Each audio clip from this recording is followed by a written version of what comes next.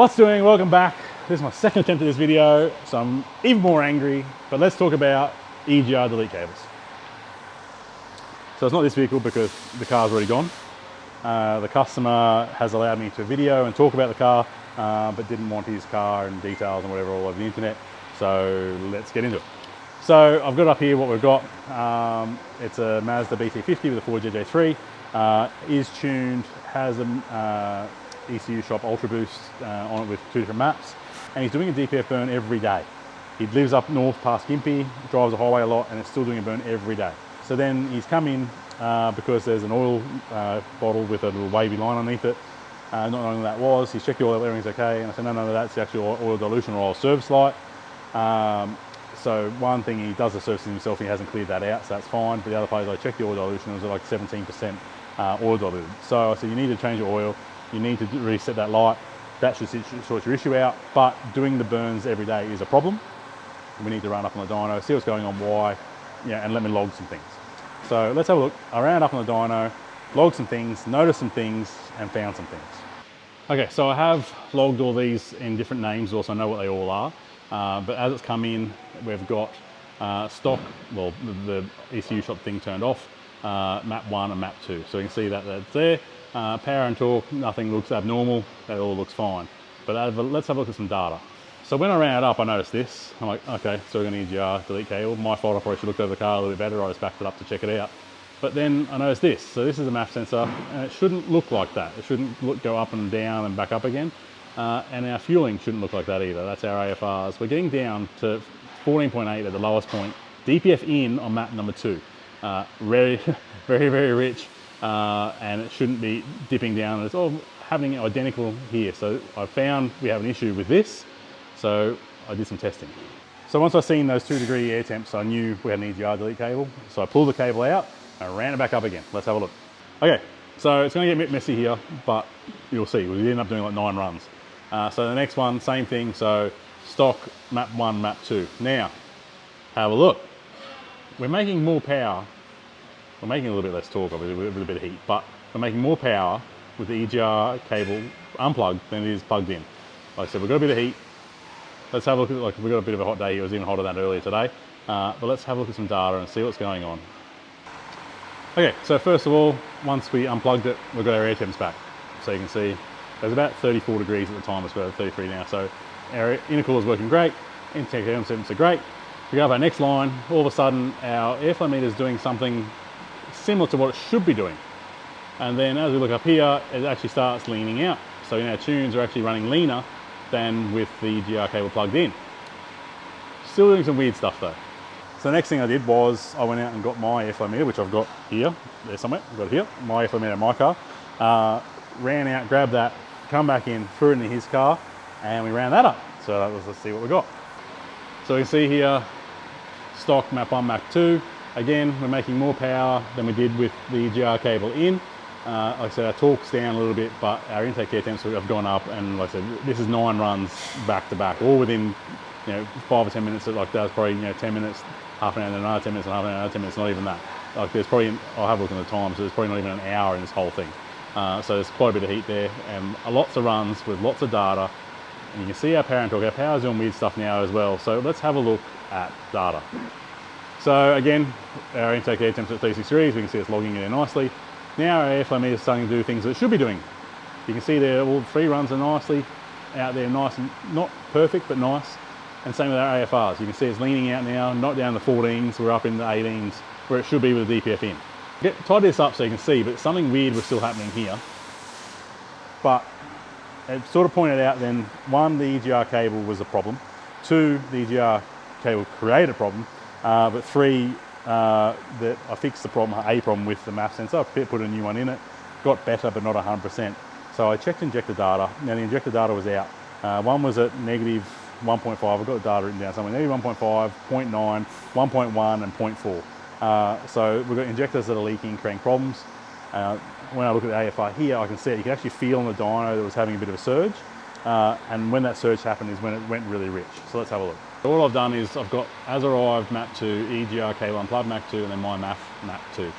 So you can see the 3 different runs there, what they are. And I'll just show you the times so you can see that I'm not bluffing you on times. I've just had to block his name there and Rego, but you can see our times there aren't that far apart. You know, what? Yeah, 10 minutes apart every time. So it hasn't had time to cool down. It's literally in back to back to back. So what we have here is, as arrived, EGR cable unplugged and new MAF. So you can see what we've got there. You can see that as arrived, it's made less power, and we made more power as we went along. So much better. And the difference is, I'll cover this up. I just had to hide his Rego. We did make more power and torque down here, but I can show you where it's done it and why. It actually has leaned out here, made more boost down low, but it's leaning here, but then we get into this 14:1 range. Where are we over here? So we're in 14.8 to 1, but then here it was doing weird things, which is the injector data I was talking about. It got rich, went back, got rich, got back. So we come to our air temp and MAF again. You can see air temp's miles different. We can see how much the airflow meter is reacting here is completely different. That would have been nice if it carried that all the way through. And then our AFRs, same thing, rich all the way through. So, problems. We found the EGR cable was causing a problem. I've told you all before, these things create problems. I'm not the only one. I don't know how much they are, $30, $50, $100, whatever they are. Yes, they're a cheap option. They create problems. The proof is there. There's guys online saying they're getting 4 litres per 100 better. I just can't see how, when the proof is there, that it's pumping more fuel in. And you're going to say, oh, you're not cruising with it. Like, under acceleration, it's there. Cruising maps are different, I'm aware.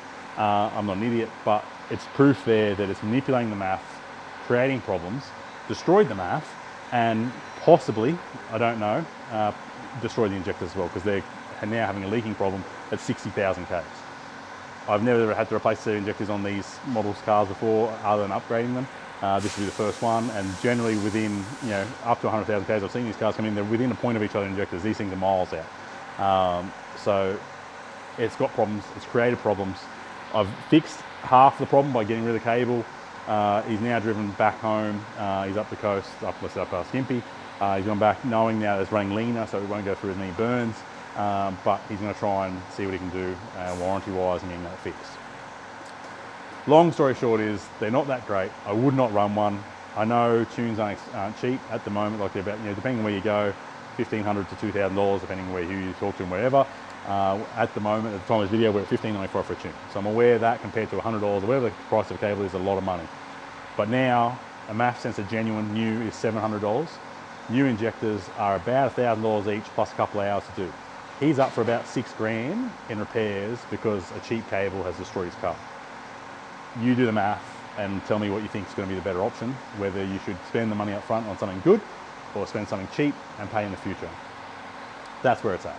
I can do just an EGR off if that's what you want. I can do the DPF off for farm use if that's what you want. We can do both and tune whatever you want to do. We can do it all. It comes down to what you want to spend. We can target change for your needs. Just please do not run these EGR cables. I know people are saying all these great things about them. I've got proof here that they're not that great. So yeah, long story short, don't run the cables, get a tune. If it's not from me, from someone else, talk to them. Even if it's just turn the EGR off, like I said, it's way easier, way better, way more reliable. I know pulling the cable out and plugging it back in now looks like the car isn't tuned compared to that being tuned and not there. I'm aware, but I've not known anybody from other shops, myself, anyone, had a problem where the EGR was turned off and it created these issues and had to go back for warranty because of that. Whereas I have a drawer full of these cables, I pull them out for that exact reason. So yeah, you can take my information as a grain of salt, you can take it for, you know, gospel, whatever you want to do. But the data is there, back to back to back, 10 minutes apart each run. You can see what it's doing. It's losing power because of heat soak, I'm aware of that, but it made more power than what it did with a cable in. It should have made more torque as well, but it was literally back to back to back, unplug, run it, unplug, run it, unplug, run it. It was just, yeah, just trying to get an answer to this guy because he's potentially damaged his DPF as well, doing a burn every day. They do have a lifespan, so I don't know, a new DPF, I know you can get them secondhand on Facebook and stuff for probably $1,000, new probably at $4 grand. I haven't priced one up, but there's another potential, you know, we could be potentially up for 10 grand. Then there's other future damages, you know, is he washing the boards because there's too much fuel going through there? It just snowballs in problems. And for what reason? For a $30 plug. So, like I said, we're ranting and raving, carrying on. This is the second time I've done this video because the stupid microphone didn't work. So I'm already pissed off about it. But don't get an EGR cable, get it tuned. The proof is there. Don't waste your money costing you money in the future. You're going to save money, I'm aware, it's going to cost you money in the future. Get it tuned, the data is there. Talk to another tuner, by all means, don't just believe me. Make sure your car is safe and have a good, fun, reliable car without knowing or guessing, hoping that these things aren't going to happen. So that's it, we're done. I have got new merch coming. I was supposed to have it today, but the designer forgot a label here. So when that comes, I'll drop that in the link and I'll show you off my new merch that's coming out. We've got new air fresheners, we've got new shirts, new designs of stickers and all that sort of stuff coming. So as that comes available, I'll show you. But this is a bit more of a rant. Shane loses the plot, whatever scenario, whatever you call it, and give you some information on EGR Delete cables, why I do not recommend them, and hopefully this customer, he's happy, he's left, he's fine, can get his car sorted without having to fork out 5 or 6 grand on new parts. Anyway, that's it. That's my rant. I'm over, I'm done. Love you lots. And again, thank you all for your comments. I love it. Really do appreciate the guys taking the time to write a comment. Even if it's writing cheers, thanks, whatever. It really does make it worthwhile for me doing these videos and not wasting today 2 or 3 hours of my time giving you guys information. So keep it up if you can. Love it. And I'll see you on the next one.